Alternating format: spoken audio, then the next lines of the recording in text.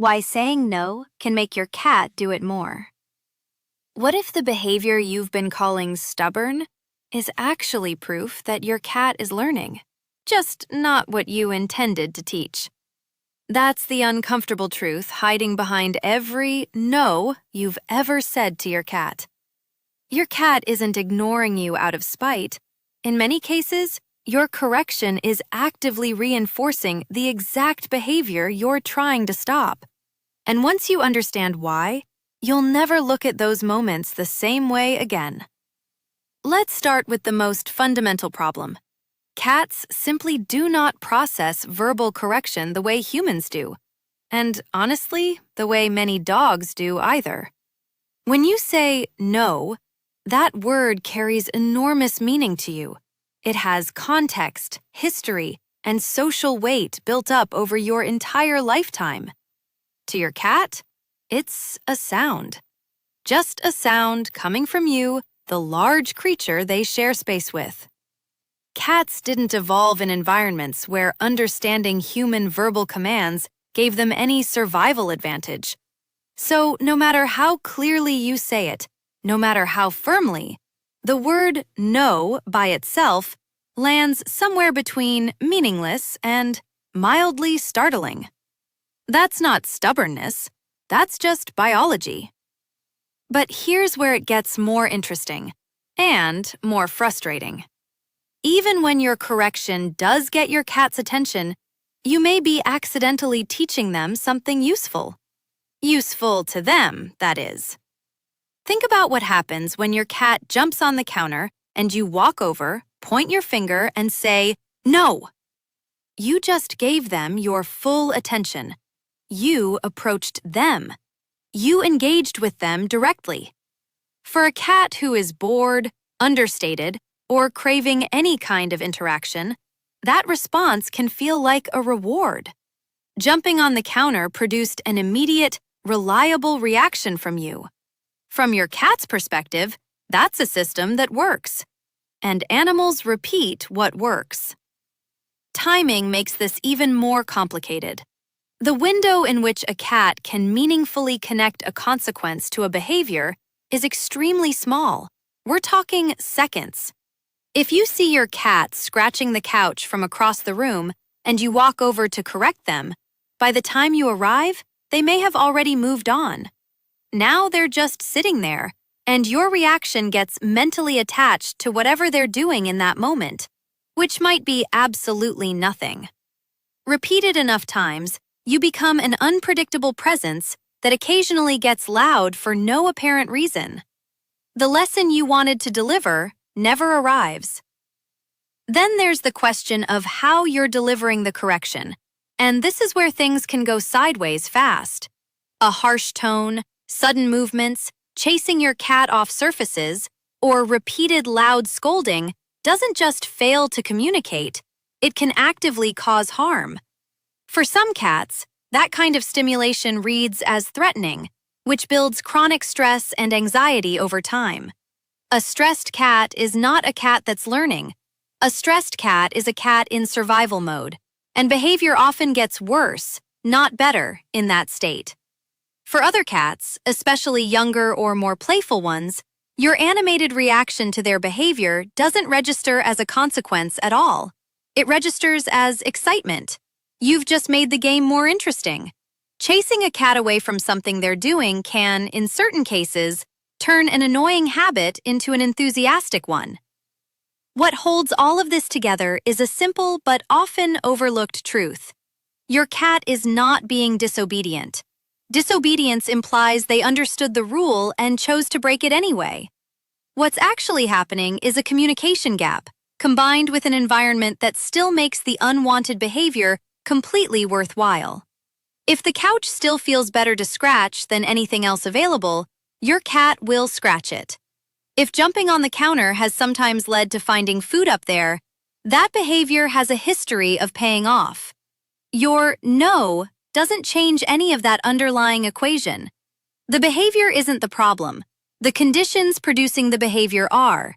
And verbal correction, delivered the way most people deliver it, doesn't touch those conditions at all.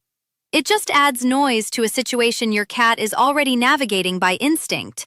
So the question isn't how do you say no more effectively?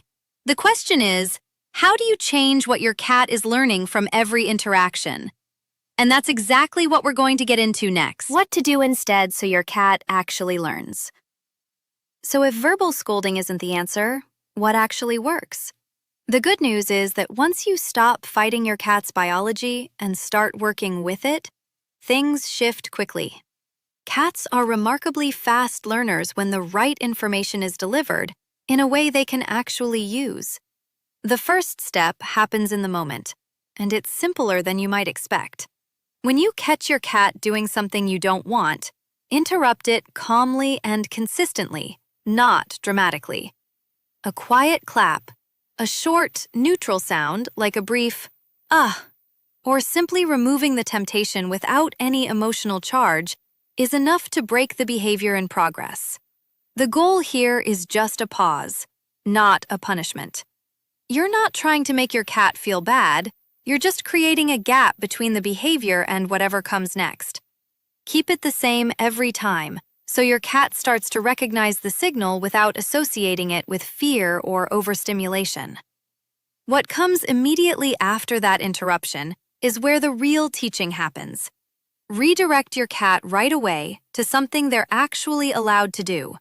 If they were scratching the couch, guide them to the scratching post that's nearby. And if one isn't nearby, that's important information about why the behavior keeps happening. If they were climbing somewhere off-limits, show them the perch or cat tree that gives them the same elevated vantage point.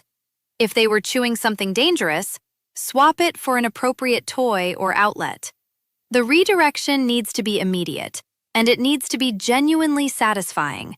Otherwise, you're just pointing towards something boring and expecting your cat to be grateful about it. Once your cat engages with the alternative, reward that. This is the piece most people skip, and it's arguably the most important piece of the whole process. Cats learn through consequences, just like every other animal. If the scratching post produces a treat or enthusiastic praise, and the couch produces a neutral interruption and no payoff, your cat starts doing a very clear cost-benefit analysis. Over time, they choose what pays better. You're not bribing them. You're teaching them which choices lead to good outcomes. That distinction matters because it means the behavior change actually sticks, rather than just stopping when you're in the room. Beyond the moment-to-moment responses, you also need to look at the environment itself. This is the layer most people overlook entirely because it requires a little more planning, but it's often where the biggest shifts happen. Ask yourself why the unwanted behavior keeps being available as an option. If your cat raids the counter, is there a reliable food source up there? Remove it. If they scratch a specific spot on the furniture, is there a more satisfying scratching surface within easy reach? Add one. Double-sided tape or furniture covers can reduce access to problem areas temporarily while your cat builds new habits.